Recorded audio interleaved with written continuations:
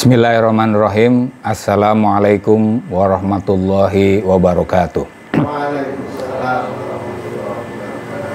Alhamdulillah, wassalatu wassalamu ala rasulillah wa ala alihi wa sahbihi wa mawala.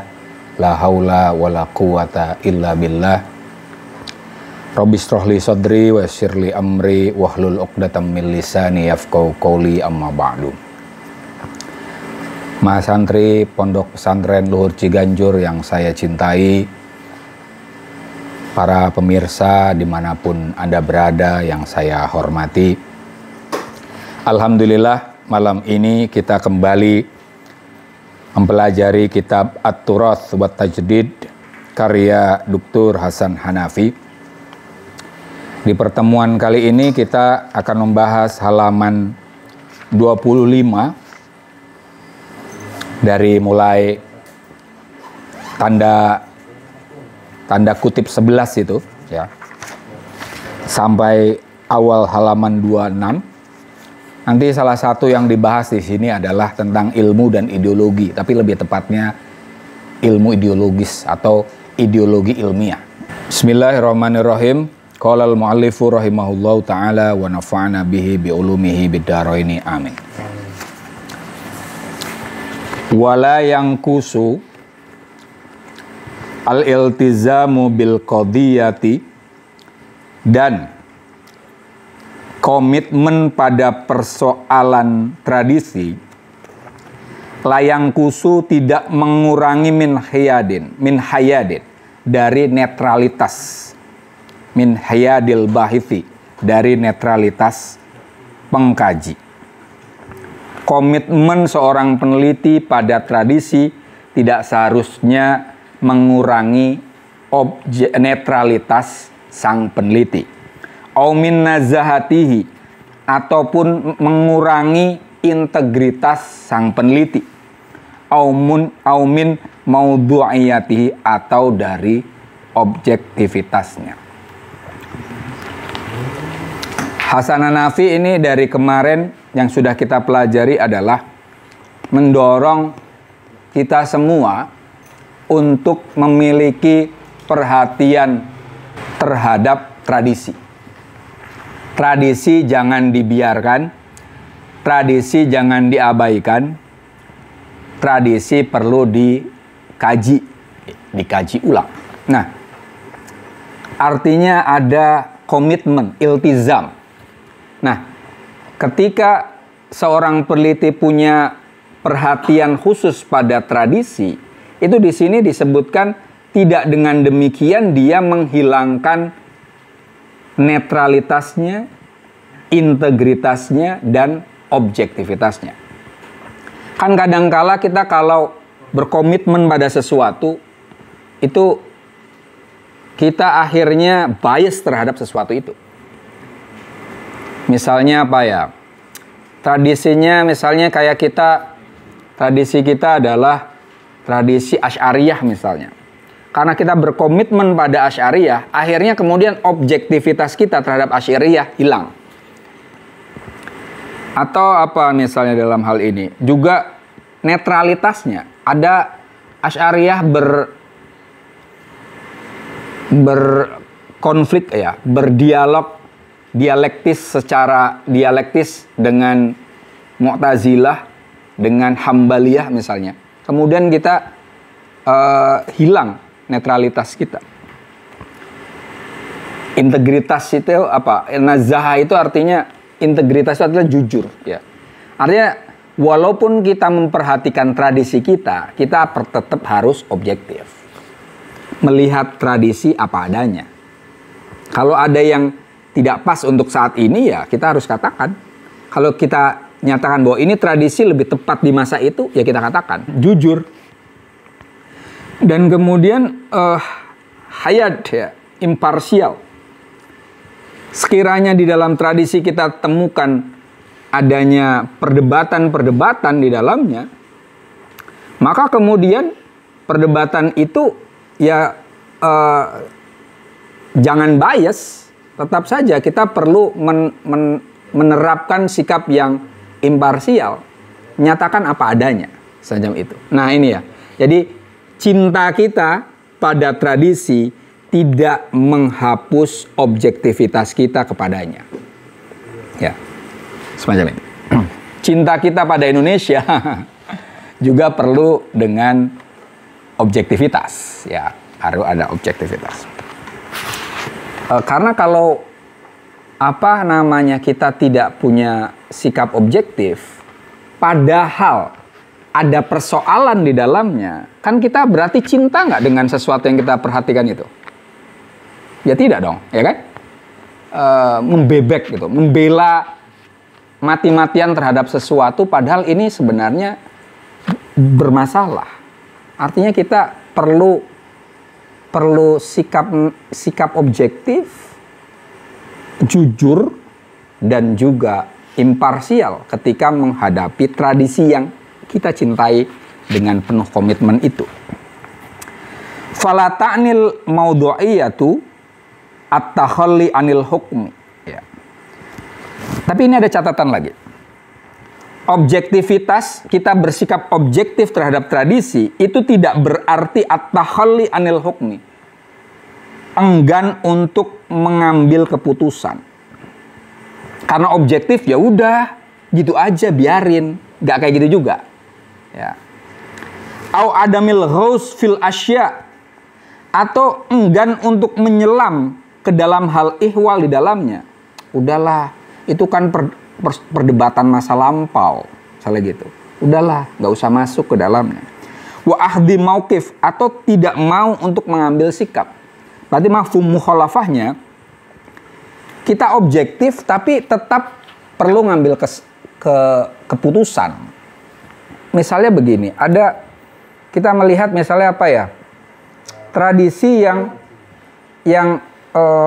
menjadikan kita malah nrimo ing pandum, ya, di saat kita masih mungkin untuk melakukan ikhtiar lebih lanjut. Ya, itu kita perlu mengambil sikap, tidak hanya menerimanya begitu saja.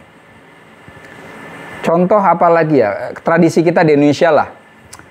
Sebelum tasawuf syar'i menjadi wacana utama di Indonesia, tasawuf utama di Indonesia itu kan di Nusantara ya, sebelum Indonesia itu kan justru tasawuf falsafi. Ada martabat 7, saya pernah nyebut di kalian. Kemudian kalau di Jawa manunggaling kawula Gusti. Itu ada plus minus di dalamnya. Ya. Sebagian orang mengatakan, oh ini sesuatu yang zindik, sesuatu yang memposisikan diri seperti Tuhan misalnya gitu, dianggap gitu ya. Maka kemudian membenarkan wacana bahwa Syekh Siti Jenar itu adalah infidel misalnya gitu ya. Padahal ya kita perlu melihat juga, ngambil sikap juga di situ ya.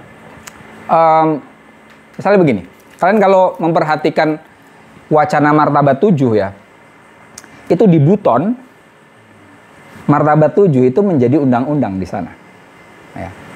Jadi undang-undang bahwa nanti ada insan kamil, termasuk kayak di Aceh sebelum Araniri menganggap wujudiyah sebagai pengetahuan yang keluar dari Islam ya. Itu kan wujudiyah menjadi wacana utama di Aceh. Dan itu menguntungkan penguasa, Mas. Karena tadi yang paling diharapkan adalah menjadi manusia sempurna. Bukan hanya kembali sampai ke Nabi Muhammad nih, ditarik sampai ke sekarang ya. Maka kemudian kalau kayak di Jawa kan istilahnya apa? Khalifatullah Panoto Agomo itu loh, julukannya Raja Jawa ya. Jadi manunggaling kawula Gusti itu yang diasosiasikan adalah para raja. Jadi konsep wahdatul wujud ya, ittihad itu disukai oleh para penguasa. Nah, di sisi lain, kenapa ketika konsep itu diajarkan oleh Syekh Siti Jenar kok kemudian ditolak? Ya kan? Konsepnya itu juga, Mas. Kenapa itu ditolak? Karena Syekh Siti Jenar mendemokratisasi konsep itu. Yang bisa menyatu dengan Tuhan itu bukan hanya raja. Kita semua itu itu. Kita adalah Khalifatullah fil ardi. Khalifah itu bukan hanya raja. Maka disebut sebagai suatu wacana yang subversif kan.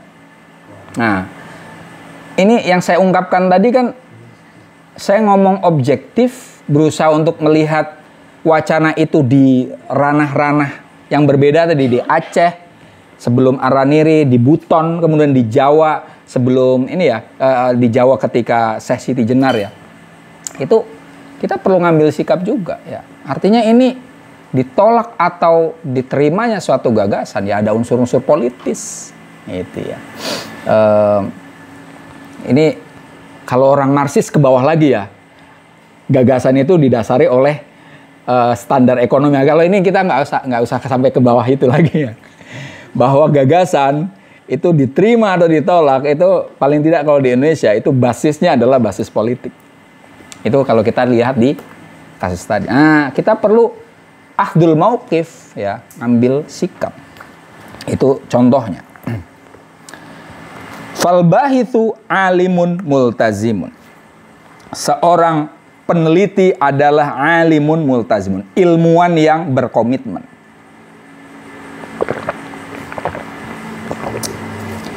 Wa iltizamuhu, komitmen peneliti adalah asasu ilmihi, asas atau pondasi ilmunya. Wa yaqumu ala ilmin, komitmennya berdiri di atas ilmu. Bal inna ilmahu, bahkan ilmunya peneliti tadi, wa iltizamuhu biqadayat taghyiril ijtimai. Bahkan ilmunya adalah komitmennya pada persoalan-persoalan perubahan sosial. Wa hadzal iltizamu, komitmennya itu, huwa nafsu maudhu'il ilmi, adalah objek ilmu itu sendiri. Ini Hanafi bermain komitmen dan ilmu ya. Ya, komitmen dan ilmu. Ini di logikanya kita pakainya gini, bukan dan. Kalau dan itu kan apa? Atof bimakna taghayyur kan? Kalau di apa tuh? Di ilmu nahwu kan ya.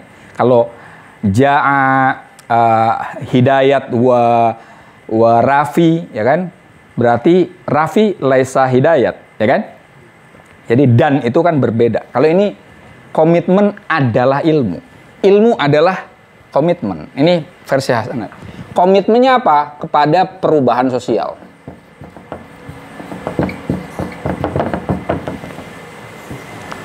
Iya, ada unsur-unsur gitu. Nanti kita akan ketemu bahwa al ilmu laisa lil ilmi. Kita di Islam gitu juga ya. Kita mencari ilmu itu bukan untuk ilmu itu sendiri, ya kan? Cenderung teleologis. Ada motif lain gitu. Dan motifnya dalam hal ini apa? Taghyirul ijtimai. Perubahan sosial. Bagaimana masyarakat itu berubah dari kondisi yang kekini yang mungkin kurang baik menjadi lebih baik. Kalau sekarang sudah baik, bagaimana lebih baik dan terus menerus macam itu. Jadi ilmu itu dengan komitmen perubahan sosial itu harus saling berkelindan, menurut Hasan Hanafi. Jadi kalau kalian belajar sesuatu dan sesuatu yang kalian pelajari itu hanya jadi ijazah saja, Mas. Itu ilmun la yungtafa'u bihi. Ilmu yang nggak bermanfaat. Ilmunya di mana? Oh, saya udah belajar ini belum? apa kalau tata negara apa misalnya hukum tata negara, udah, nilainya apa? A, gimana? Nggak cukup mas itu, nggak cukup. Udah sarjana, sarjana tata negara. Jadi cita-citanya adalah menggantikan Pak Mahfud MD maksudnya. Jimli Asidiki ya itu. Dan tata negara yang kacau balau misalnya gitu, kok bisa dimain-mainkan misalnya gitu ya. Sekarang alhamdulillah Mahkamah Konstitusi sudah mulai balik ke relnya misalnya gitu kan. Nah itu kan, tapi berarti ini masih mungkin masuk angin, nah gitu kan. Di sini ada yang problem. Nah itu mas. Jadi ilmu ya harus ada komitmen ke perubahan sosial. Maka kemarin mahasiswa itu demonstrasi dan itu keren sekali, itu bagus. Sudah cukup lama kita melihat apa ya, mahasiswa ini minimal terakhir mahasiswa demonstrasi dan itu demonstrasinya itu berbobot itu kan 98-an kan. Artinya sampai kemarin tahun 2024 baru ada bobotnya itu. Ya. Itu keren. Generasinya Mas Dayat ya. Mas Dayat tapi udah nggak jadi ketua SEMA ya Mas ya. Udah lengser ya. Tapi udah keren. Kalian generasi yang keren lah. Ya, generasi yang keren. Ya kalau bisa ya lebih dari yang kemarin lagi. Wah ini nggak apa-apa ya, live. Intinya tadi, al ilmu laisa lil ilmi faqat. Kayak di filsafat ilmu kalian mungkin pernah belajar ada value free dengan value laden, ya kan? Apakah ilmu itu mengandung nilai di dalamnya ataukah ilmu itu tidak bernilai? Biar nyari ilmu saja. Enggak, di sini ilmu itu punya nilai. Kita objektif. Sebenarnya ketika ngomong objektif itu Anda ada nilai, yaitu apa? Anda milih untuk dalam tanda kutip objektif. Tapi apakah benar-benar objektif? Sejauh mana objektivitasnya kan bisa dikejar itu. Selalu kayak gitu. Sama kalau Mas Dayat kan di seni ya Mas. Misalnya dengan Mas Mario itu kan di seni. Kan ada pernyataan seni untuk seni atau seni untuk sesuatu yang lain. Nah, itu. Di sini mazhabnya Hanafi adalah seni itu ya untuk sesuatu yang lain. Agak marxis ya. Agak marxis. Tapi ya tadi, kalau seni hanya untuk seni, ilmu hanya untuk ilmu, itu di zaman dulunya itu adalah kerjaannya orang-orang ini mas, kaum elit mas. Ya, zaman Yunani kuno ketika orang kaya punya budak, semua dikerjakan oleh budak, gak ada kerjaan kita, udah mikir apa aja gitu. Mikir jorok zaman itu belum ada ini ya mas ya, belum ada BF ya mas. Gak mungkin gitu kan. Makanya mereka kemudian mengisinya dengan pengetahuan-pengetahuan yang kadang kosong. Nah ini hal yang dikritik termasuk oleh Hanafi ya dalam hal ini. Jangan kayak gitu. Kalau kita ngerujuknya ke Marx ya, saya pernah ke Universitas Berlin tuh ada tulisannya tuh. Yang kita semua tahu lah bahwa kalau di Indonesia kan para filsuf hanya menafsirkan dunia, padahal yang dibutuhkan adalah mengubahnya. Nah itu tadi.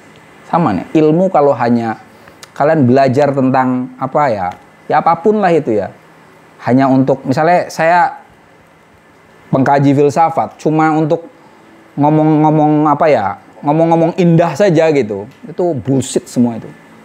Tapi tadi bagaimana yang kita pelajari itu juga bisa mencerahkan orang lain, bisa bahkan kalau memungkinkan bisa mengubah sosial, nah itu yang diharapkan. Ya. Wabi takbirin mu'asir. Nah, dengan bahasa kekinian, nakul, kami mengatakan al ideologiyatu huwal ilmu wal ilmu huwal ideologiyah. Ilmu adalah ideologi dan ideologi adalah ilmu. Wah ini serem lagi nih. Ilmu sama dengan ideologi. Ya. Ini sama dengannya ini logika ya. Bukan kalau dan itu tagoyur tadi. Sebelum kita membenarkan hal ini, kita kasih catatan kritis dulu ya. Selama ini biasanya ilmu dan ideologi dibedakan ya. Ideologi itu suatu keyakinan, ya, tapi tidak ada urusannya dengan akhirat, ya bisa dibahasakan sebagai agama sekuler lah. Ya.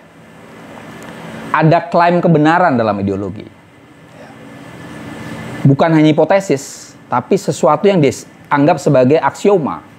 Ya. NKRI, harga mati, yang itu udah harga mati, itu udah ideologis. Ya. Pancasila, kita pegang itu udah ideologis. Di titik lain, ilmu, ini kalau kita mau membedakan, kalau dan ya. Di titik lain, ilmu itu kan tidak punya pretensi untuk mencapai kebenaran yang absolut. Selalu ada revisi, selalu siap untuk direvisi. Kalau ideologi kan nggak bisa, Mas. Ideologi itu hampir kayak agama. Maka Hanafi di buku lain yang Minal Aqidah ila Thawrah, ya, itu dia mengatakan wadin huwa al-ideologi, wadin. Ya, jadi dia selain menyamakan ideologi dan ilmu, dia menyamakan ideologi dengan agama. Ya. Pakai bahasa sekarang, agama adalah ideologi. Ideologi adalah agama. Ya, coba kalian perhatikan aja Marxisme sampai di Uni Soviet zaman dulu itu kan udah kayak agama. Ya. Lenin, Stalin itu kan udah kayak nabi tuh, ya. Entah nabi, entah Tuhan lah. Ya gitu-gitulah. Mao Zedong, ya, Mao Zedong itu kan sangat gitu. Jadi kemudian bukunya Das Kapital itu seolah-olah kebenaran, ya kan? Ya kayak gitu.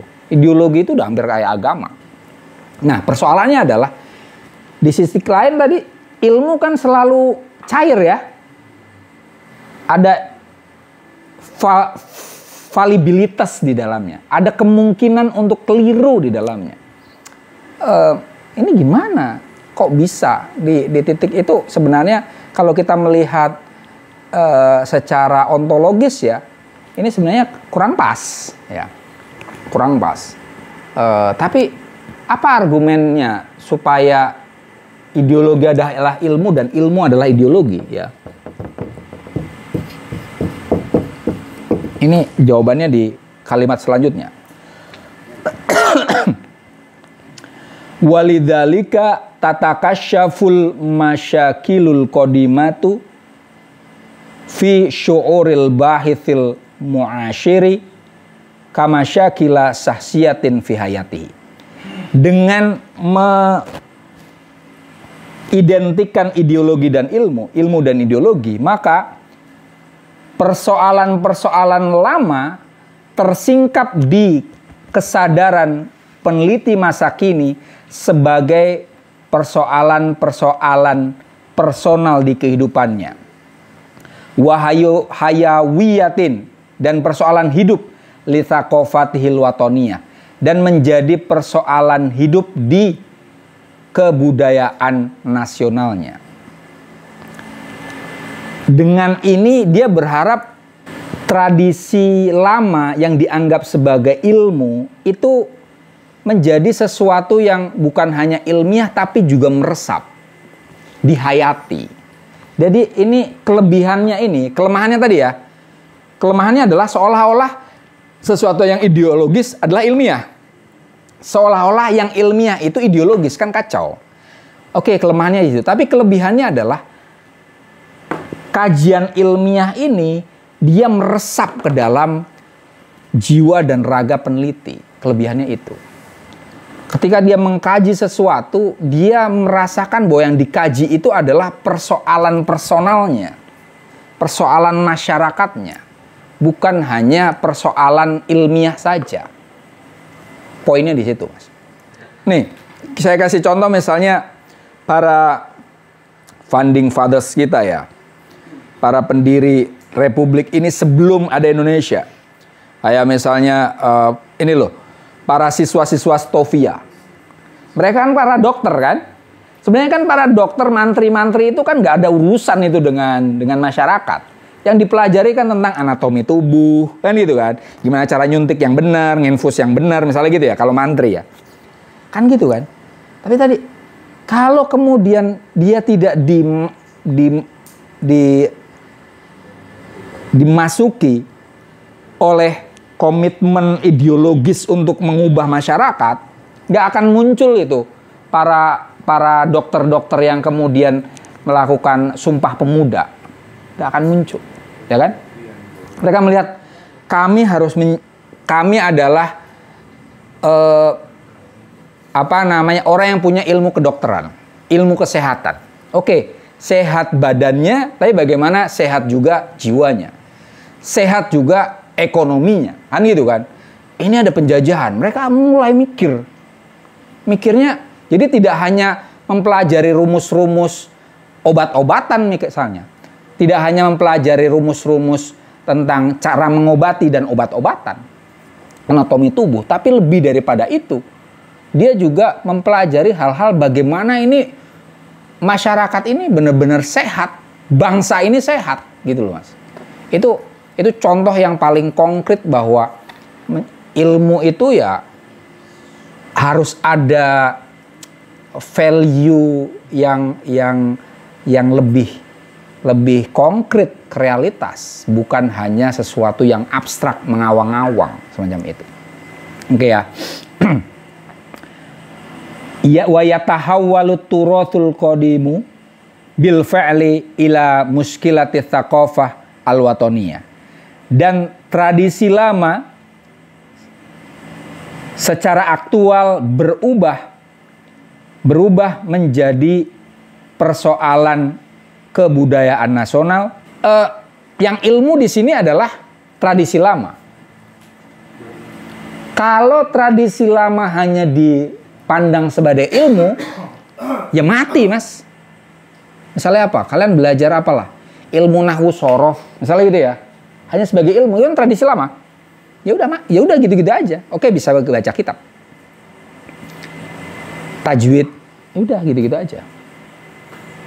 Tafsir, lihat perdebatan apa misalnya belajar ilmu kalam, gitu-gitu aja. Mati kan? Mati Mas, mati.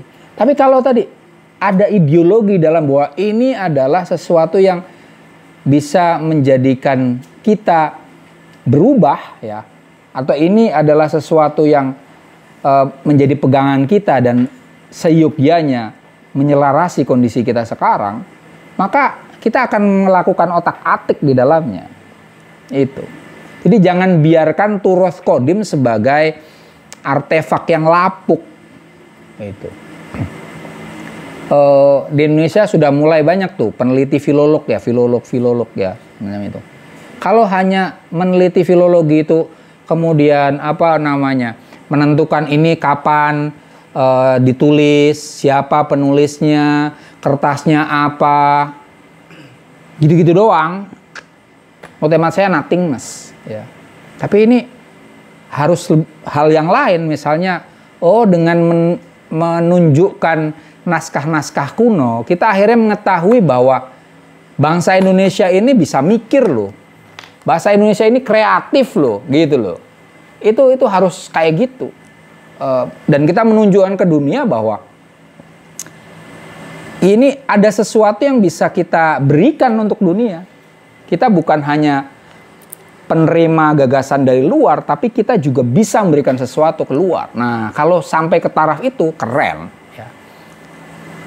Jadi belajar apapun tidak hanya berhenti sampai penguasaan pada sesuatu yang kita pelajari, tapi itu diserap, ada internalisasi ilmu, dan bagaimana internalisasi ilmu ini juga bisa menggerakkan sesuatu yang real di masa kini. Nah, tujuannya ke situ. Fahuwa masdarut tsaqafah. Tradisi itu adalah sumber kebudayaan. Bi'atibarihi mahzunan nafsiyan. Muwajjihan li sulukil jamahir. Sejauh tradisi dilihat sebagai hasanah psikis yang mengarahkan perilaku massa. Tradisi itu adalah sumber kebudayaan. Ya, tradisi apapun, tradisi kita itu sumber kebudayaan. Kenapa? Karena dia adalah hasanah di jiwa kita masing-masing. Plus dan minus di dalamnya tentu saja. Karena tadi hasanah psikis itu kan bisa plus dan minus. Kita bisa misalnya saya tadi ngomong soal di Depok ya, apa namanya, kabel listrik serabutan dan dibiarkan lama kayak gitu. Kemudian sampah kita punya Bantar Gebang, itu kan berarti ini ada itu udah sepertinya kita biasa aja ada Bantar Gebang yang kita punya gunung sampah sedemikian rupa, itu kayaknya biasa aja. Jadi ada yang mahzun nafsi yang kacau di kita. Gitu. Ada mahzun nafsi. Ini tugasnya Mas Zikri tadi kan. Wah, bagaimana mengubah negara.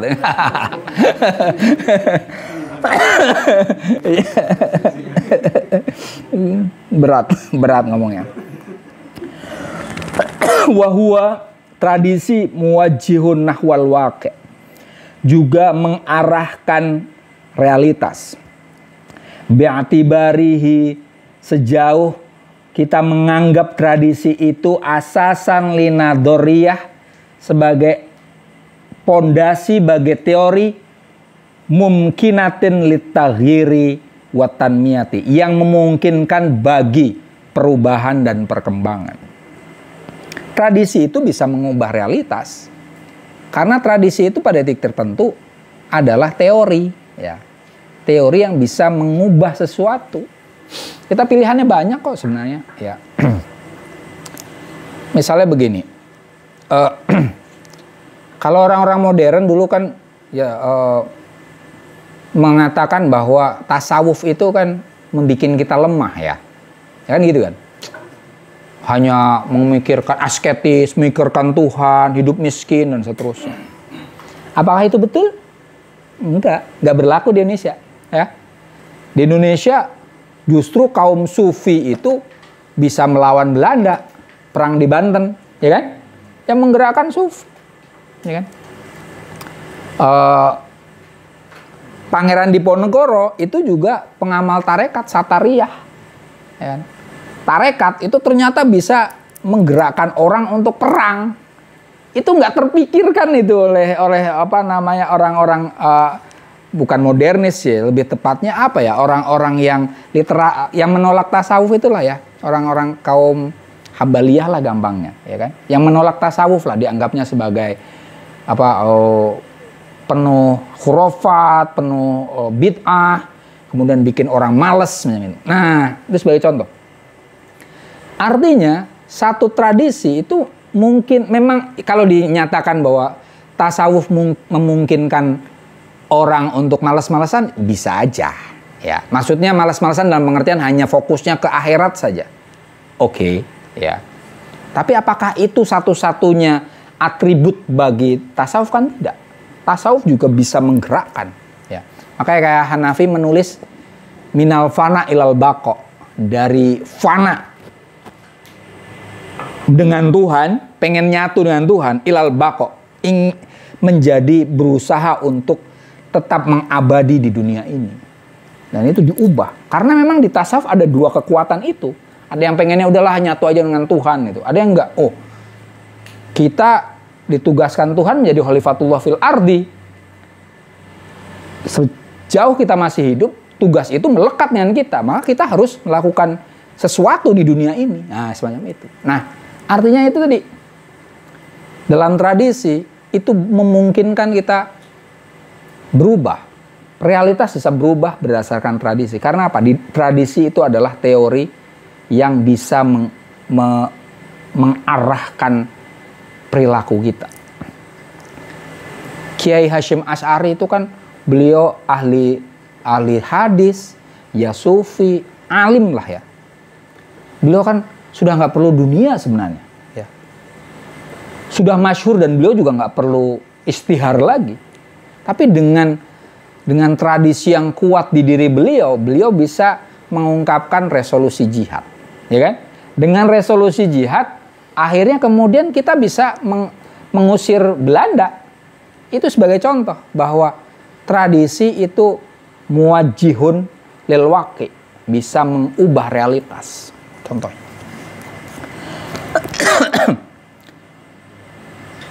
Apa? Tradisi yang disampaikan oleh Ki Hasyim saat itu salah satunya apa? Man tasyabbaha biqaumin fahuwa minhum, ya. makan pakai sendok itu, oh ini ngikutin Belanda. Tapi bayangkan setelah di sisi lain anaknya, putranya Ki Hashim, Ki Wahid Hashim itu kemudian kan gayanya perlente kan? Ya. Apakah kemudian beliau mencela-mencela di situ? Enggak. Apakah kemudian beliau mengecam anaknya, kemudian Anda nggak sesuai dengan? Enggak juga. Karena ini tradisi itu punya banyak sisi gitu loh, punya banyak sisi di dalamnya. Kita santri sempat dikatakan sebagai kaum budikan, sarungan budikan kan? Maka sekarang didorong untuk apa? Santri itu memang keren, harus keren, ya. Bukan kemudian kita, kan agak susah ya. Santri kita kan biasanya udahlah monggo gitu kan ya, ngalah gitu kan. Suruh tampil kan susah kan. Padahal di sekitar kita orang pengennya nonjolin diri, akhirnya kita diinjek gitu kan. Nah, sebagian santri memang akhirnya menunjukkan diri dan memang jangan disalahkan itu. Kita perlu dorong itu juga karena ini bisa menjadi falsifikasi bahwa santri nggak kayak gitu juga. Zaman saya masih nyantri, Mas, tahun 90 akhir ya. Aduh, ketahuan tuanya saya. Ya emang udah tua. Itu zaman itu ya. Saya awal-awal mondok itu berarti 93. Itu kakak ipar saya. Kakak ipar saya itu bilang saya, "Zen, kamu mondok mau jadi apa?" Jadi seolah-olah santri zaman itu cuma desu, Mas. Masa depan suram. 93 Orde Baru masih kuat. NU tuh nggak dapat tempat. Mana ada orang NU kemudian jadi pegawai negeri, nggak mau. Saya orang Pekalongan ya akhirnya wirausaha. Kenapa kemudian banyak pengusaha batik gitu kan di Pekalongan. Zaman itu jadi santri itu ya mendesu lah masa depan suram. Tapi kalau sekarang kan kita bisa berbangga ya. Alhamdulillah santri yang jadi presiden aja ada, Gus Dur, ya kan? Jadi santri jadi wakil presiden sekarang Kiai Ma'ruf Amin, ya kan? Jadi menteri banyak, jadi anggota DPR banyak. Jadi kalau sekarang jadi santri itu keren. Nah gitu. Di dalam tradisi itu ada banyak nilai dan kadang kita perlu memunculkannya. Wa kidakanat thaqafatunal watoniyatu mazalat tata'arjahu bainal qadimi wal jadid.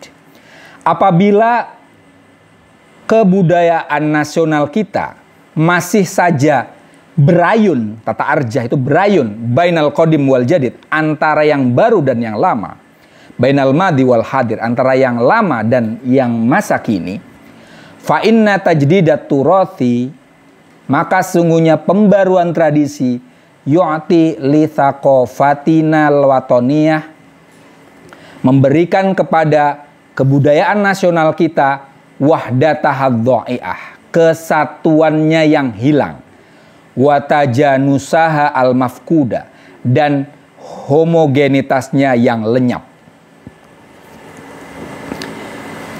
Ini Hanafi membicarakan tentang kondisinya di Mesir ya.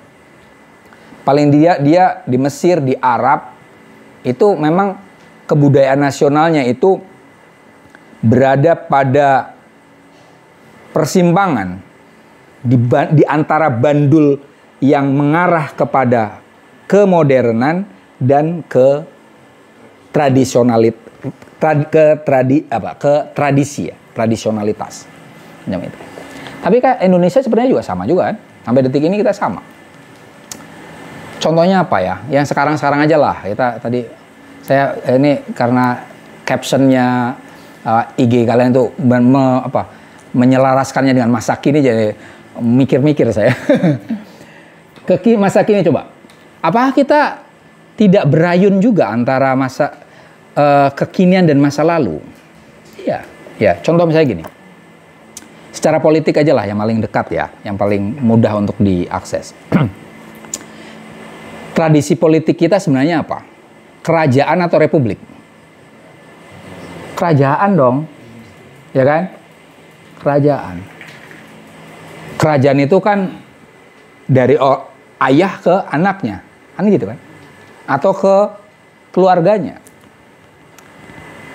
Artinya kita ketika membuat republik itu kita berusaha untuk memutuskan diri dari tradisi lama.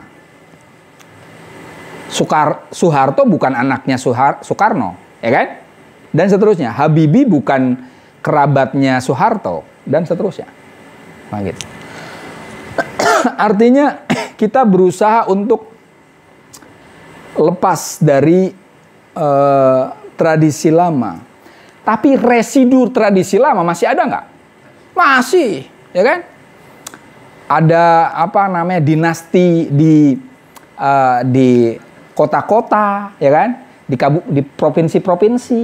Jadi apa namanya cara berpikir wacana di otak kita itu ya sebenarnya masih kerajaan. Bagaimana caranya kalau saya bupati, kemudian istri saya misalnya jadi wali kota di sana, atau paling nggak nanti bupati selanjutnya, kemudian anak saya nanti jadi anggota DPRD dan seterusnya. Kalau saya presiden, bagaimana anak saya nanti jadi wakil presiden, kemudian yang satu lagi jadi gubernur, wakil gubernur, kan gitu. Iya, nah itu tadi. Kita masih berayun di situ. Sepertinya kita udah selesai nih, ya kan? Sudah sampai reformasi, sudah keren nih, meritokrat. Kan kemana gitu kan? Semuanya apa istilahnya? Lelang jabatan, masih ingat nggak di Jakarta? Lelang jabatan, meritokrasi, keren ini. Akhir-akhirnya sama juga, ya kan? Jadi kita masih berayun tuh, masih berayun antara masa lalu dan masa kini. Dan nah, maka tajdidu turoth itu menjadi sesuatu yang penting.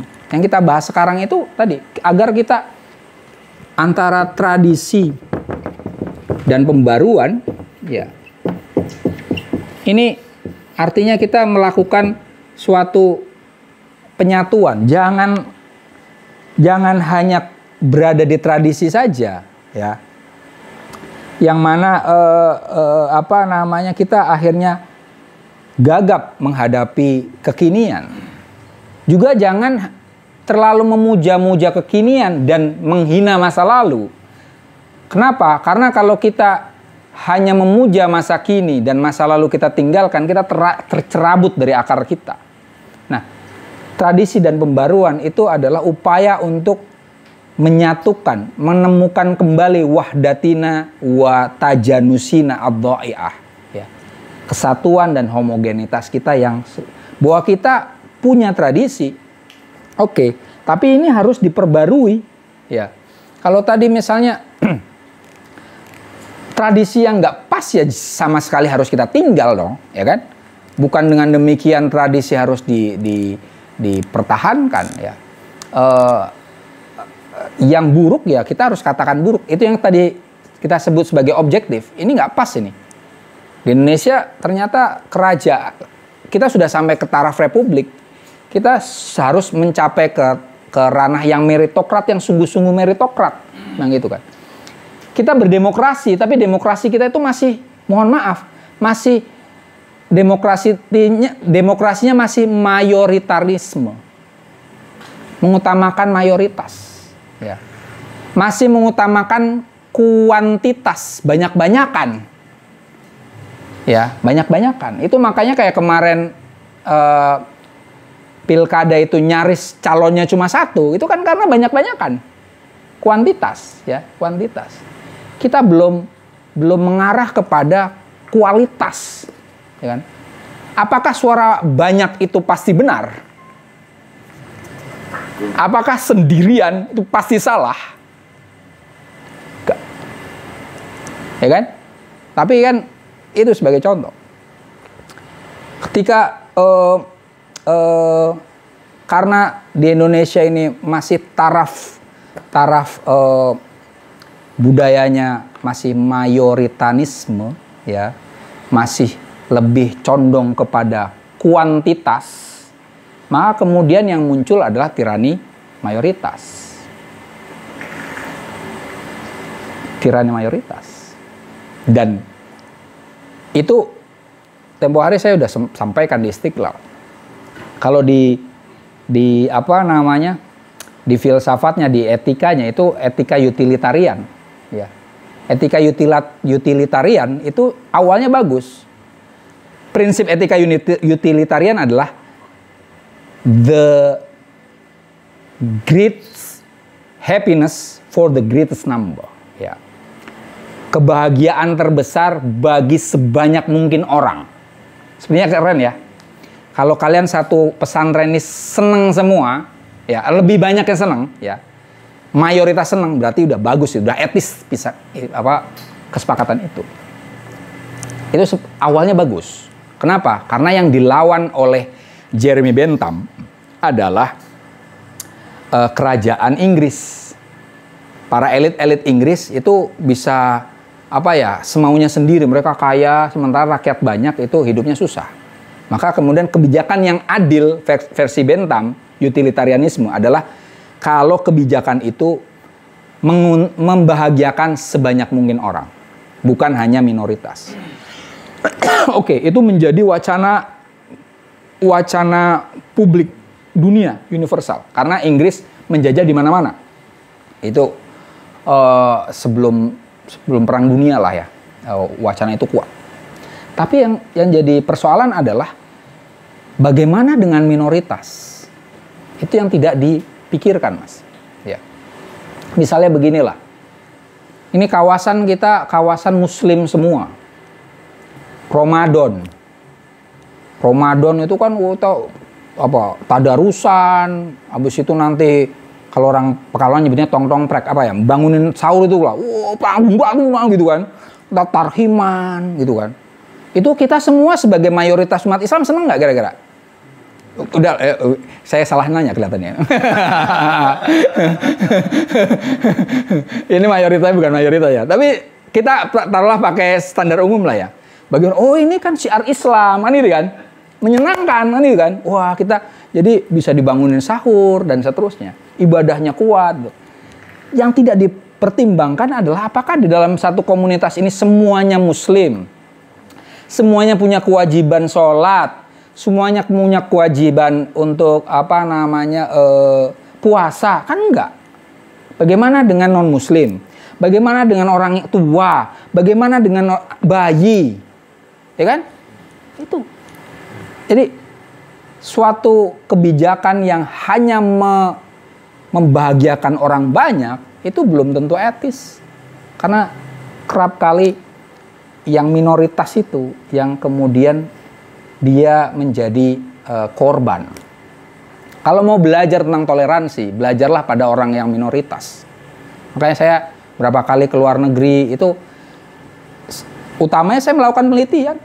Penelitiannya itu life of Muslim in mana? Ya, negara mana? Bagaimana misalnya saya ke Jerman, life of Muslim in Germany. Gimana ya jadi umat Islam di negara yang Muslimnya minoritas? Kita di Indonesia enak-enak aja, ya kan? Tapi kalau kita merasakan jadi minoritas, nah itu baru kerasa. Nah, sekali waktu nanyain, gimana kalian? Apa kabar? Saya kalau misalnya Lebaran, sahabat-sahabat saya kan banyak yang lintas agama ya. Saya minta maaf ke mereka. Selamat Lebaran, Mas Zen, ini udah. Saya minta maaf. Yo terima kasih, mohon maaf ya. Kami memberi siki Anda selama sebulan ini. Demi Tuhan, saya selalu kayak gitu. Mohon maaf ya, selama sebulan ini Anda pasti terganggu tidurnya. Oh nggak apa-apa, gitu. Jadi kita harus nauin kalau orang Betawinya itu ngertiin gitu loh. Walidhalika, oleh karena itu, nasta'milu dhamirul mutakallimil jam'i. Kami menggunakan kata ganti orang pertama jamak. Kami ya, bukan saya ya.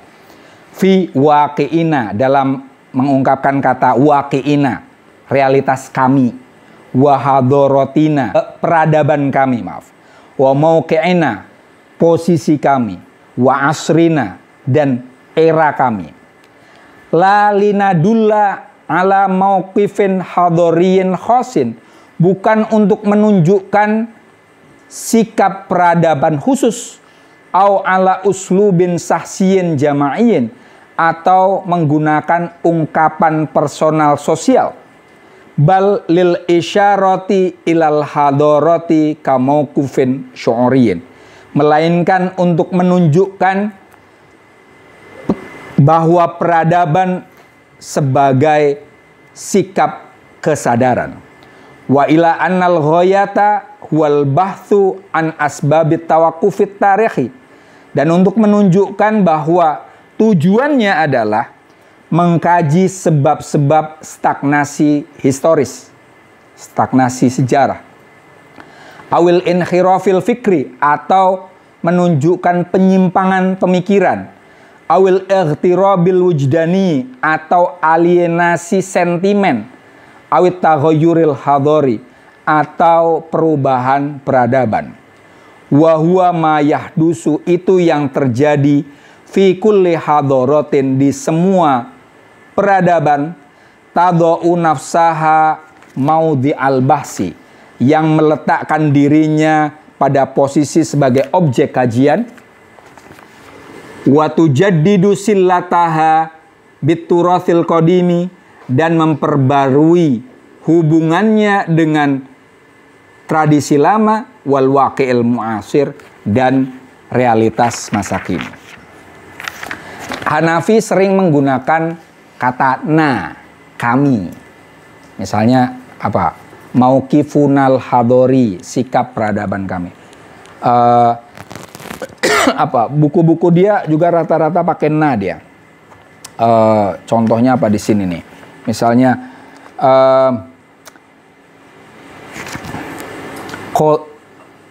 Qodoya mu'asiro fi fikrinal mu'asir. Qodoya mu'asiro fi fikrinal mu'asir, ya. Mauqifuna minat turos al-qadim. Mauqifuna minat turos fil fikril mauqifuna minal gharab, dan seterusnya. Dia sering menggunakan domir mutakallim, jamak, ya. Nah, saya pas zaman S2 itu meneliti tentang oksidentalisme Hanafi. Judulnya post-oksidentalisme, dekonstruksi atas oksidentalisme Hasan Nafi. Di situ saya mengkritik Hasan Nafi. Di salah satu kritik saya juga tentang ini sebenarnya Hanafi itu mengacu ke siapa sih gitu. Nah, itu memang tidak pasti, ya. Identitas Hanafi itu adalah identitas yang mobile, yang bergerak. Kadang kita yang dimaksud adalah Mesir, ya. Waqi'ina, realitas kita Mesir. Kadang yang kedua, yang dimaksud dengan kami yang kedua adalah Arab, ya, Arab. Kita nggak ada urusan itu dengan dual itu, ya. Tapi kadang yang dimaksud dengan na adalah Islam. Nah, kita ada urusan itu, ya, dengan itu. Nah, di sini. Kemudian yang ketiga, keempat, dia kadang kami yang dimaksud adalah negara-negara ketiga, ya, negara-negara ketiga, atau negara-negara pasca kolonial, atau negara-negara selatan, Afrika, Asia Afrika lah. Yang ingin dikatakan Hanafi tentang na ini apa? Kenapa dia menggunakan domir mutakallim jami', walaysa domir mutakallim lil fard, ya, bukan saya tapi kita. Itu untuk merangkul sebanyak mungkin berbagai pihak agar mempunyai konsentrasi yang sama dengan dia. Yaitu utamanya tadi, bagaimana kalau dalam hal ini tradisi itu diperhatikan, tapi juga kekinian juga perlu diperhatikan. Memperhatikan tradisi tanpa melupakan kekinian, dan memperhatikan kekinian tanpa melupakan tradisi. Kalau dikaitkan dengan ilmu dan ideologi tadi, ya juga sama. Bagaimana kita mempelajari ilmu, tapi juga kita perlu punya komitmen terhadap perubahan sosial. Minimal kalau tidak, ya ngerubah diri sendirilah, ya kan? Ada tuh kata-kata Rumi yang kalian mungkin suka baca juga, ya. Dulu saya pintar, maka saya ingin mengubah dunia. Sekarang saya bijaksana, maka saya berusaha mengubah diri saya sendiri, ya, itu. Namanya tadi komitmen mengubah diri sendiri aja, ya kan? Karena kalau kita mengubah diri sendiri, ya, Mas Dayat mengubah dirinya sendiri, maka minimal Mas Dayat mengurangi satu orang brengsek di dunia ini. Itu saja untuk malam ini.